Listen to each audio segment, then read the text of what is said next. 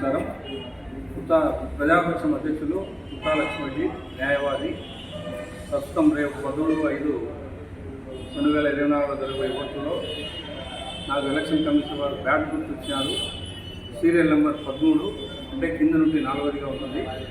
So అనేక సమస్యల మీద నేను పోరాడుతూ ఈరోజు పొద్దుటూరు నియోజకవర్గ ఎమ్మెల్యేగా పోటీ చేస్తున్నాను.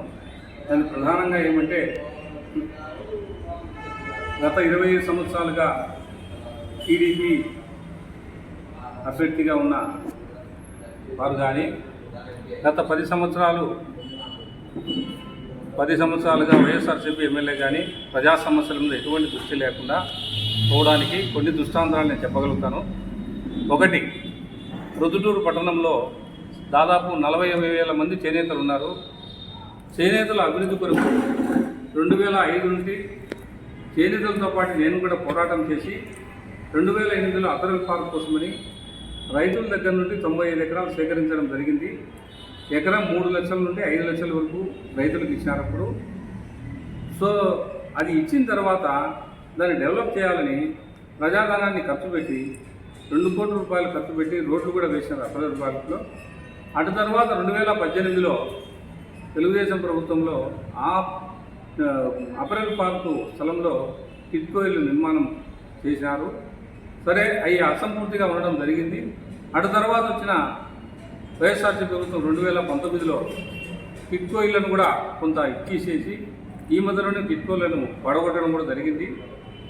ఆ అపరల్ పార్క్ స్థలాన్ని 45 ఎకరాల్లో ఫ్లాట్లుగా వచ్చి స్మార్ట్ సిటీగా ఏర్పాటు చేయాలని ఫ్లాట్లుగా ఏర్పాటు చేసి 5 సెంట్లు 4 సెంట్ల ఫ్లాట్లు ఏర్పాటు చేసి ఒక్కొక్క సెంటు వచ్చేసి 5 లక్షల రూపాయలకు అమ్ముతున్నారు.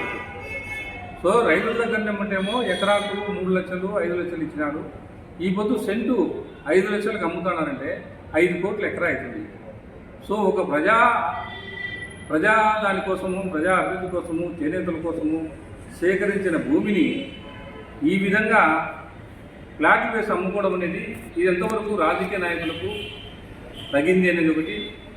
సో అపరల్ పార్కును ఏర్పాటు చేయాలని ఎంతో మంచి ఉద్దేశంతో నాటి ప్రభుత్వం ఏర్పాటు చేసిన తర్వాత మరి దాన్ని ఈ విధంగా ఈ పొద్దు 40,000 మంది చేనేతలకు వాళ్ళకు అన్యాయం చేసే విధంగా అపరల్ పార్క్ లేకుండా చేయడం అనేది ఇది ఎంతవరకు న్యాయం అనేది. ఇంకొకటి, మన ప్రొద్దుటూరు పట్టణంలో ఎంఆర్ఓ కాంపౌండ్లో దాదాపు 10 సెంట్ల స్థలము, 20 సెంట్ల స్థలం, అది 20 సెంట్ల స్థలంలో ఈ పొద్దు దాన్ని పెట్రోల్ బంక్ కట్టారు. దాని వాల్యూ వచ్చేసి 10 కోట్ల స్థలం విలువ. మరి 10 కోట్ల స్థలం విలువ పెట్టి పెట్రోల్ బంకును అక్కడ ఏర్పాటు చేయాల్సిన అవసరం ఉందే? మరి దీనికి మున్సిపాలిటీలో ఎందుకు అనుమతి ఇచ్చారు? ప్రజాప్రతినిధులందరూ దీన్ని ఆలోచన చేసేది లేదా? ఏమిటిది? మరి ఈ విధంగా వాల్యుబుల్ విలువైన ఆస్తులు అన్నట్టు ఆ విధంగా ఎటువంటి పర్పస్ లేకుండా ఆ విధంగా కేటాయిస్తారా? దీన్ని ప్రజలందరూ ఆలోచించాలా.